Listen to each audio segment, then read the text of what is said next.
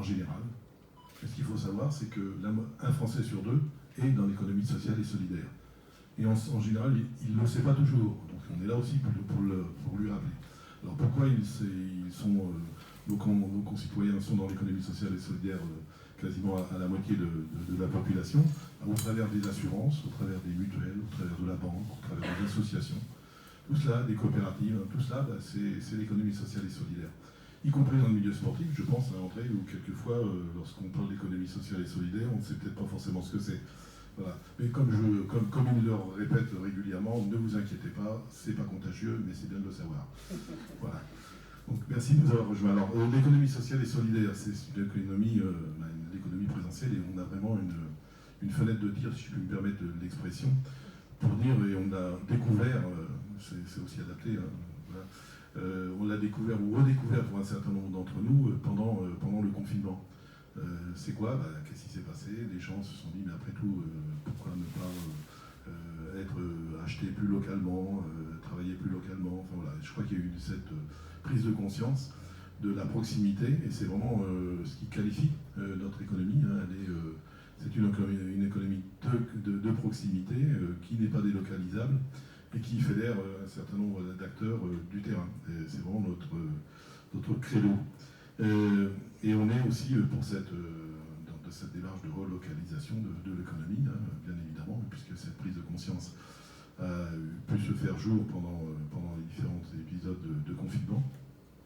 Et ça a changé, je pense, durablement les habitudes de nos concitoyens, comme au niveau du travail. Le télétravail est venu percuter, bien évidemment, ce que l'on connaissait jusqu'à présent.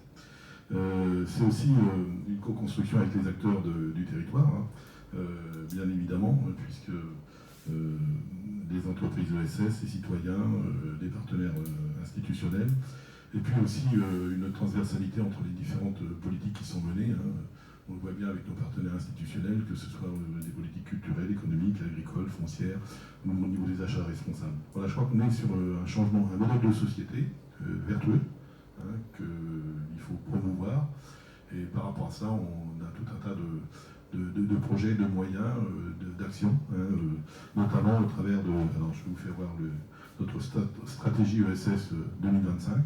Voilà, où on est en partenariat, on a réfléchi avec l'ensemble des acteurs sur ce que serait la vision de l'économie sociale et solidaire en 2025, avec notamment aussi les salariés, puisqu'il est important de les associer à ce type de réflexion. Et donc c'est notre feuille de route, hein, pour l'économie sociale et solidaire pour les années à venir. On va peut-être aussi présenter rapidement la CRES, hein, avec ça je laisserai peut-être la parole plus spécifiquement à la directrice pour vous présenter la structure, notamment avec les salariés, comment on fonctionne. Voilà. Et puis vous proposez aussi, on le voit, et c'est une première, avec nos partenaires institutionnels, nos adhérents, ce focus sur le sport, hein, et notamment sur l'emploi sportif.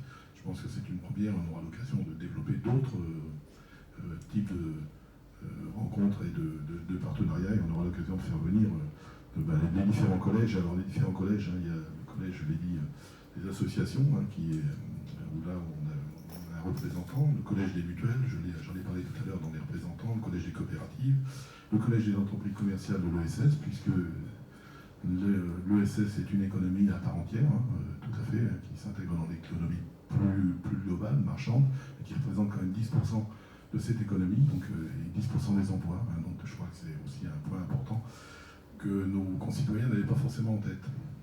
Et puis le collège des syndicats employeurs de l'ESS et le collège des spécificités régionales. Alors ça, en général, ça permet à chacune des régions de mettre en avant ses spécificités, puisque jusqu'à présent, au niveau de la CRES, on est plutôt sur une organisation nationale avec des représentations dans les régions. Voilà, peut-être passer la parole à Caroline pour qu'elle nous présente rapidement la CRES, sa structuration, sa localisation, ses collaborateurs, les enjeux. Voilà, elle ne voulait pas venir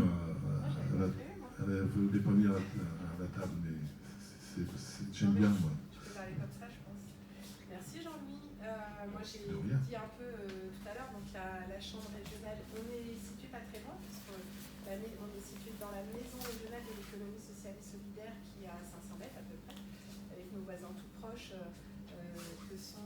qui est le CROSS, mais en tout on est six structures. Il y a également le mouvement associatif, France Active, la Ligue de l'enseignement, l'Union régionale des SCOP, et l'objectif c'est vraiment d'avoir un pôle de compétences régionales au service des acteurs de l'économie sociale et solidaire et de ses partenaires. Donc on peut avoir dans ce bâtiment, mais aussi hors les murs, grâce à l'énergie qu'on va pouvoir partager dans ce bâtiment, un certain nombre d'outils disponibles pour permettre la création, le développement des entreprises de l'ESS.